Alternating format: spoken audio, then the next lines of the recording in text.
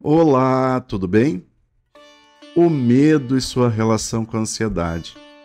Vamos mergulhar nesse tema e dissecá-lo um pouquinho. O medo e a ansiedade são emoções que muitas vezes andam de mãos dadas, mas têm diferenças importantes. O medo é uma resposta emocional a uma ameaça real ou ilusória, enquanto a ansiedade é uma resposta a uma ameaça percebida ou antecipada, que pode ser real ou não. Parecem ser quase idênticos, e na verdade são, pois a existência de um depende do outro.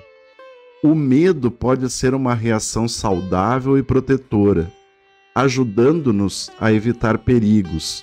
No entanto, quando o medo se torna excessivo ou irracional, nos leva à ansiedade. A ansiedade, por sua vez, é uma sensação de apreensão ou preocupação sobre eventos futuros. Ela pode ser desencadeada por situações específicas ou pode ser mais generalizada. A relação entre o medo e a ansiedade é bastante complexa.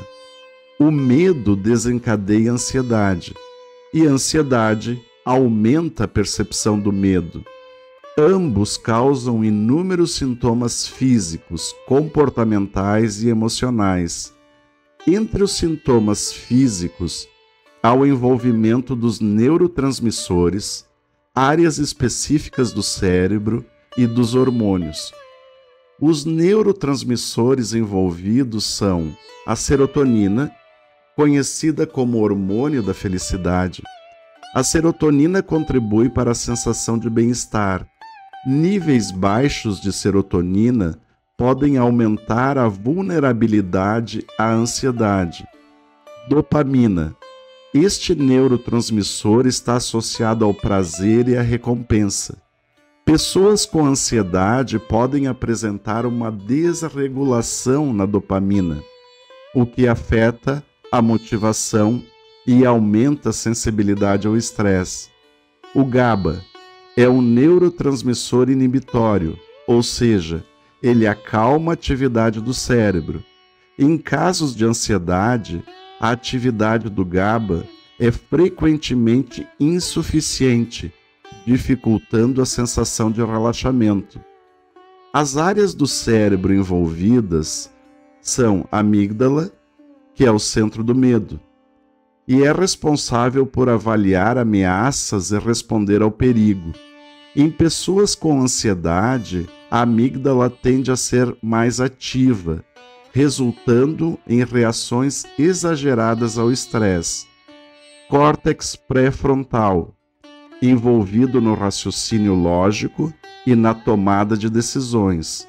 O córtex pré-frontal ajuda a moderar as reações emocionais.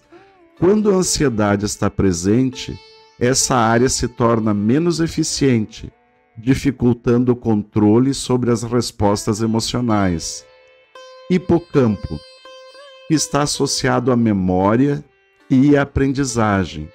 O hipocampo é influenciado pela ansiedade, principalmente no que diz respeito ao armazenamento de memórias ligadas a eventos estressantes. Os hormônios envolvidos são o cortisol, que durante momentos de ansiedade libera muito cortisol, um hormônio do estresse. Embora seja importante para a resposta ao estresse, a exposição prolongada a níveis elevados de cortisol podem desgastar o cérebro, afetando a memória, a concentração e a capacidade de tomar decisões. A adrenalina é um outro hormônio liberado em resposta ao estresse. Ela prepara o corpo para a luta ou fuga, aumentando a frequência cardíaca e a energia. No entanto, níveis elevados de adrenalina, por longos períodos, são extremamente prejudiciais à nossa saúde. Esses são alguns dos principais componentes da nossa bioquímica e de nossas áreas cerebrais envolvidas com o medo e a ansiedade.